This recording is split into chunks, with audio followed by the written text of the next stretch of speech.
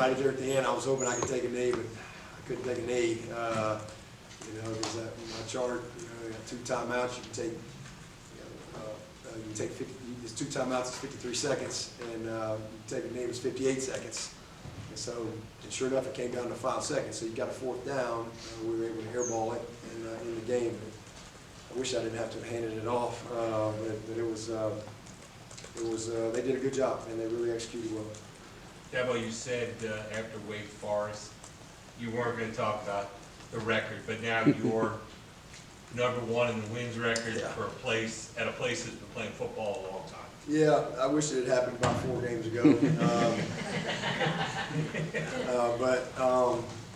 You know, listen, I mean, I'm joking with Tim Bray, but you know, Frank Howard's probably gotten in pretty good with God up there. He's probably, knowing Coach Howard, he's probably got his ear, and I can hear him right now. We're gonna make it hard on this old boy.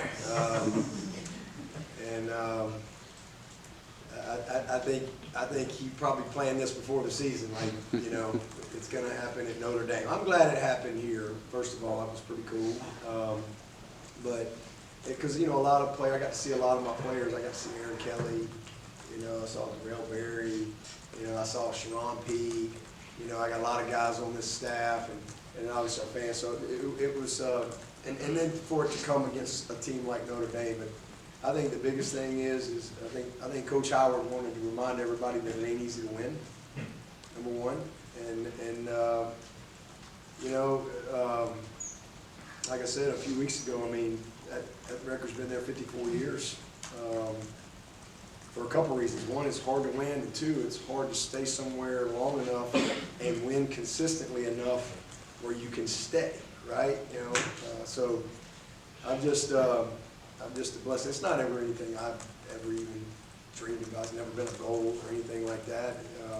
It's just here we are. Just put your head down, go to work, and you know, credit goes to the player and all these coaches. We've had some amazing players, and they're all a part of that. It was pretty cool looking at my phone coming up here. I've been sending text messages back for about 3 days. I just saw a lot of players, you know, and you know, the credit goes to those guys. It's really special. We're all a part of that. You know, I'm thankful to the good Lord for just bringing me the right players, you know, the right staff, and bringing me here and allowing me to be here long enough. So thankful, and just want to get 167. That's it. Yeah, but with a lot of guys banged up in the secondary, what do you feel like the key was to just playing so well and fast defense there? Well, those guys were relentless up front, but you know, we got good players. Man, that little Avion's special now. I mean, J. Lou ain't no slouch. You know, Makuba and Barnes has been a great player for us all year. So we've got great depth, and we just haven't played a complete game. And this is only the 3rd time all year we've won the turnover margin. And you know, I know everybody wants these great answers, and nobody wants to hear what I tell you. I mean, if we're not last in the country in turnovers, we're 8-1, 9-0. I mean, that's just the reality of it, with all the same problems, but the narrative's different. Nobody wants to hear that, but that's the truth. These guys have played it. This is game 9, so they've got experience. It's not like it was the first game. And again, Barnes has been awesome all year. Avion's gotten a little bit of experience. He's very confident. He's detailed in what he does. With Nate, J. Lou, proud of him. And then Makuba, I thought would as, you know, we had to, you know, their style of play. We had a lot of what we call big nickel. You know, we went a lot of base personnel with Rook. You know, we got some big people on the field. Peter Woods was awesome. Rook, all those guys. TD. They did a really good job. K-Park, all those guys were outstanding. But you know, those guys got it done. The coaches put a great plan together, and they executed well. And you know, and Kylan, I thought, really worked really hard Thursday, Friday to make sure he was ready to go play in the nickel package that we needed him to play, to be where he needed to be. So we tried to simplify a couple things there, but it just really executed at a high level. Coach, how do you think today's win will impact the team's safety heading into these final 3 games? Well, it ain't gonna hurt. That is for sure. We needed a win. because momentum and confidence is a big thing. And, you know, that, and you go back to the Florida State game, and, you know, a game you really statistically dominate and you get beat. You win that game, you know, the psyche and the confidence that comes from that is a powerful thing, especially with young people. It doesn't go your way, and then you have a double overtime loss, and it's tough. You know, it's a tough thing.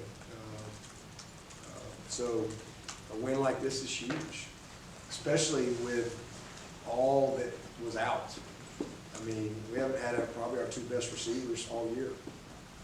You know, nobody to me. Cole Turner and Antonio Williams are going to be great players. They are great players, but they hadn't been here all year, hardly. And we just keep finding ways. You know, this is a good football team, and our depth in the offensive line showed up today in a big way. And so hopefully it'll give us a good boost. Last time we beat these guys here in 2015, we went on the best 5-year run in the history of college football. And you know, hopefully this will we'll look back 5 years from now, and we'll be able to say, man, that Notre Dame game, that was where, man, they kind of the worm turned a little bit. So it doesn't get any easier. You know, Georgia Tech's playing really good football, tough game, gonna be a tough team, and North Carolina's really good. Always tough to go down to Columbia, so it doesn't get any easier. It's kind of like playoff football every week for us. But today we'll enjoy it. We need to enjoy it. We're going to enjoy it, and we'll celebrate it, and we'll show up Monday and get ready for a tough Georgia Tech team to see if we can take some momentum out of it. Coach, I think you switched to your long snapper Florenzo and Casperson on punts and kicks, did you not? We did, because, you know, we switched them because, if y'all remember talking about that, Casperson's almost like 98%, you know, laces out. And Flo was like 50%, you know, and we was always, and so Casperson would have done both, but Flo, you know, they're both like .66 on their timing on their snaps. And so, you know, he gives us more in coverage. He's just a really good athlete. He'll have a chance to play in the NFL at that position because he's a good little snapper, but he can really cover. Like, he's a factor in the coverage game. He's shown up several times this year on that, but that's been a good thing for us. I mean, because he is really, if you rate that position, you know, 0 to 10 as far as what their ability coverage-wise and how they can factor in. You know, now you're never going to sacrifice the snap for better coverage, but if all things are even, you're going to take that. And I mean, he's about an 8 out of 10. I mean, he's really good. He brings a lot to the table coverage-wise. Seemed like Bill Moffa was running very hard today. Not that he hasn't all year, but did you see any kind of different mindset with him today, with kind of being the guy going into the game, or was there just more room, you feel like? I just think, I mean, you know, he knew what his role was going to have to be today. I challenged him all week, you know. I said, hey, I want to be talking about our number 7 when this game's over. You know, it's going to be 2 number 7s. He needs to be our number 7, and hey, this is your role this week. This is what the team needs, and you know, if we can't play, you're going to have to carry the load. And he was ready. He was mentally focused and ready. I mean, I think it was a school record, maybe 36 carries. And we rode him. We probably should have gone to him a couple more times where we got away from him, but he was awesome. You talked about wanting to take a knee there at the end, but it took a lot of confidence to put the ball back in Phil's hands after he had just fumbled. Yep, and prayer. And prayer. It took a lot. We didn't have any choice. You know, I was like, we had guys like, we got to take a knee. I said, we can't take a knee. You know, we can't. You know, if we're going to really, like I said, you can take 53 seconds off in 2 timeouts if you do everything efficiently. So if it's more than that, you have to run the ball. You have to, and because it's 4th down, and where we were, I was able to airball it. You know, so and could have airballed it, you know, backed up too with 5 seconds. You figure you can get 7, 8 is, you know, you might need to bring Taj Boyd back. 8 is tight.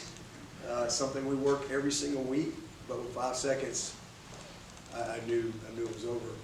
If we could just, you know, like get the snap, nothing crazy happened, we could eat the time up.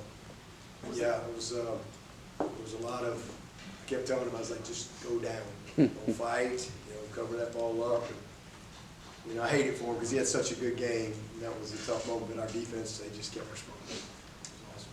Dabo, you and Katie had an embrace there at the end of the game. Can you talk about that moment and what that meant to you two? Yeah, I mean, that's a big win for that kid. I mean, it really was a big win. His teammate on the other team, too. It was a big moment. You know, he's going to be a great one. He's growing, he's learning, he's had to battle through, he's got a lot of mental toughness, he's got some moxie, and that was a big time win for him. It was a big time win for him. You know, I hated it, you know, since Chapel brought up the interception, we averaged 1 a game. You know, just 1 a game, that's okay. Never living that. You know, and they score for the other team, by the way. They don't just catch it and fall down, Chapel. It's an inside joke for people around here, but I hated that one for him because he put the ball right on the money. And Bo, you know, Bo just didn't, you know, Bo uses a hand catcher. He just let it in his body, kind of crossed his body and bounced up. But he played good. He did a nice job for us. We tried to pop a draw right there before the half, and oh man, it was that close to creasing them. And then we were going to maybe try to get one more first down, clock, use our timeout, get a first down clock, and kick a field goal right before the half. That's kind of what we were trying to do. But, you know, but he did what he needed to do. He probably took 1 sack he shouldn't have taken.